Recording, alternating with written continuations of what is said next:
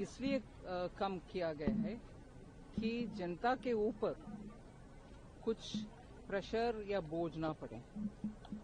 विदेश में तो ऑयल का प्राइस ज्यादा होते जा रही है और भारत में भी हम रिफाइन करते हैं, क्रूड ऑयल को इंपोर्ट करते, फिर रिफाइंड प्रोडक्ट्स, सिर्फ पेट्रोल डीजल नहीं, उसके हट करके भी बहुत सारे प्रोडक्ट्स एक्सपोर्ट होते हैं। सो दो विषय था प्रधानमंत्री जी के मन में कि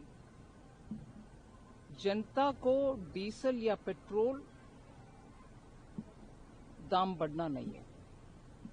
दूसरा, हमारे देश में सप्लाई भरपूर होना चाहिए, जिससे कोई शॉर्टेज, कमी वगैरह होना नहीं चाहिए। इस कारण हम एक्सपोर्ट करने वाले रिफाइनरीज के ऊपर भी एक टैक्स लगाया कि इस रेट से कम आप बेचना है, एक्सपोर्ट करना नहीं है, और देश में अवेलेबल रखिए जो भी पेट्रोल या डीजल और एटीएफ।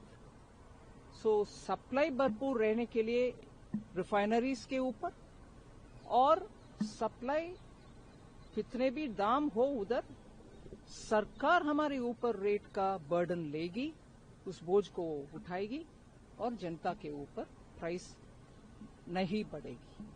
ये दो मकसद के लिए कल रामनवमी के दिन ऑनरेबल प्राइम मिनिस्टर ने सभी अधिकारीगण को भी बुलाए और ये निर्णय लिया, और रातों रात इसके ऊपर काम करके सुबह पार्लियामेंट में नोटिफाई करके हम घोषणा। ये पहली बार है जब जो है वो आरोप लगा रहा है, कह रहा है कि ये तो जो ऑयल मार्केटिंग कंपनीज हैं उनको लाभ मिला है, जनता को तो उसका लाभ ही नहीं मिला।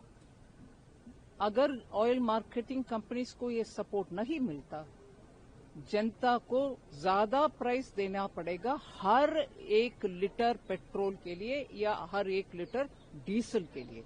सो उनके लिए ये बेनिफिट नहीं है। उसका उनके ऊपर जो शॉक हो रहा है विदेश में प्राइस बढ़ाने के कारण, उस शॉक को सरकार ले रही है, जिससे जनता के ऊपर वो रेट बढ़ना नहीं होगा। मैम, पर कई जो बीजेपी नॉन शासित राज्य जैसे कि उमर अब्दुल्ला ने भी तारीफ की है केंद्र सरकार की, एक बड़ी राहत दी है। कई विपक्षी सांसदों ने भी कहा है कि सरकार ने एक अच्छा फैसला लिया, पर कुछ लोग जो है वो कह रहे हैं कि नहीं, सरकार ने अच्छा फैसला लिया। This is all for the political gain because the elections are, there is an election in 5 states, so this is a political move by the government. How do you see that, ma'am? Just shows how petty they can become.